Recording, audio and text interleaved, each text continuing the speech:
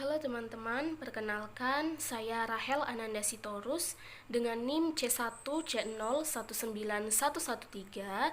Saya dari kelas R13 Akuntansi angkatan 2019, Fakultas Ekonomi dan Bisnis Universitas Jambi. Nah, video ini saya buat guna memenuhi tugas mata kuliah Akuntansi Manajemen lanjutan saya yang diampu oleh Bapak Yuliusman SE MSI AK. Nah, di video saya kali ini saya akan menjelaskan materi mengenai proses penyusunan anggaran. Nah, yang pertama di sini saya akan menjelaskan mengenai proses penyusunan anggaran dalam lingkungan yang tidak pasti. Beberapa peneliti mengidentifikasi bahwa senjangan anggaran dapat disebabkan oleh pandangan terhadap lingkungan. Menurut Duncan pada tahun 1972, mendefinisikan lingkungan sebagai totalitas faktor sosial dan fisik yang berpengaruh terhadap perilaku pembuat keputusan dalam organisasi. Govindarajan pada tahun 1986 menyatakan bahwa hubungan antara partisipasi anggaran dan senjangan anggaran adalah positif dalam kondisi ketidakpastian lingkungan yang tinggi. Di dalam lingkungan relatif stabil atau ketidakpastian yang rendah, individu dapat memprediksi keadaan di masa yang akan datang, sehingga langkah-langkah yang akan dilakukannya dapat membantu organisasi menyusun rencana dengan lebih akurat. Baik, yang selanjutnya yaitu menghubungkan rencana strategik dengan anggaran perusahaan. Sebelum anggaran dibuat, perusahaan harus membuat perencanaan strategis, di mana dalam perencanaan strategis tersebut diidentifikasi strategi untuk aktivitas dan operasi masa depan. Rencana strategis biasanya mencakup periode 5 tahun ke depan. 5 tahun adalah periode yang cukup panjang untuk meregestimasikan konsekuensi dari keputusan program yang dibuat saat ini. Perusahaan dapat menerjemahkan seluruh strategi dalam tujuan jangka pendek dan jangka panjang, di mana tujuan-tujuan tersebut menjadi dasar dari pembuatan sebuah anggaran. Jadi harus terdapat hubungan yang kuat antara anggaran dengan perencanaan strategis, di mana hal ini membantu manajemen memastikan bahwa seluruh perhatian tidak fokus pada jangka pendek saja, mengingat anggaran merupakan perencanaan dalam satu periode tertentu saja atau jangka pendek. Baik, yang selanjutnya yaitu business forecasting. Forecasting adalah peramalan atau perkiraan mengenai sesuatu yang belum terjadi pada waktu yang akan datang.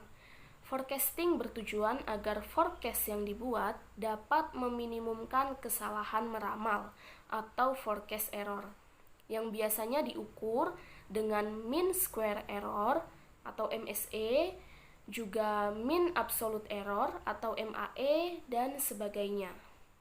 Baik, yang selanjutnya yaitu metode peramalan. Nah, metode peramalan ini ada 3. Yang pertama yaitu metode peramalan kualitatif. Forecast berdasarkan pendapat atau judgment method digunakan untuk menyusun forecast penjualan maupun forecast kondisi bisnis pada umumnya.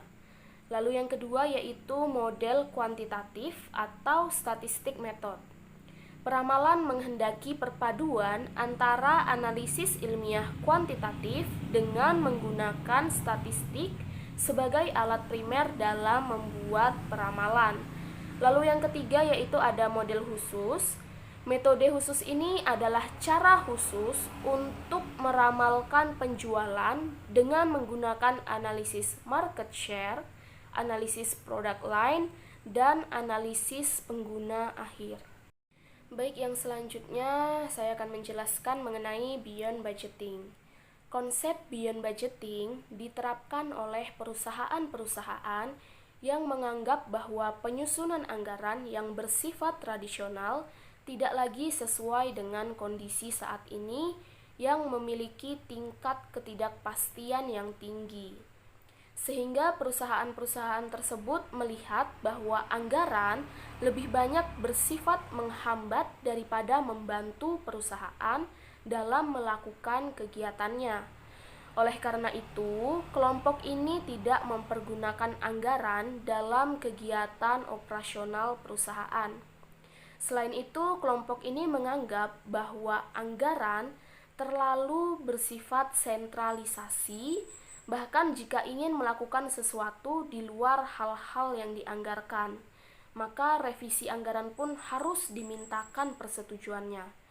Kelompok ini menghendaki konsep radical decentralization, di mana unit-unit yang ada dalam perusahaan diberi kebebasan untuk melakukan pengambilan keputusan tanpa sedikit-sedikit meminta persetujuan dari kantor pusat. Selanjutnya yaitu prinsip beyond budgeting. Prinsip beyond budgeting ini ada 4. Yang pertama yaitu governance and transparency. Lalu yang kedua yaitu accountable teams. Yang ketiga goals and rewards. Dan yang terakhir yang keempat yaitu planning and control. Selanjutnya yaitu langkah-langkah beyond budgeting. Yang pertama yaitu berpikir seperti seorang revolusioner. Lalu yang kedua membangun kasus mendesak untuk perubahan dan meyakinkan dewan. Lalu yang ketiga membentuk koalisi pemandu. Yang keempat menetapkan sejumlah tim desain yang bertanggung jawab untuk merancang dan menerapkan model. Lalu yang kelima carilah kemenangan yang cepat. Dan yang terakhir yang keenam yaitu mengkonsolidasikan keuntungan dan mempertahankan momentum. Nah, baiklah, itu tadi penjelasan materi mengenai proses penyusunan anggaran. Apabila terdapat salah-salah kata atau penyampaian yang kurang berkenan, mohon dimaafkan. Dan semoga video pembelajaran ini dapat bermanfaat untuk kita semua. Akhir kata, saya ucapkan cukup sekian dan terima kasih.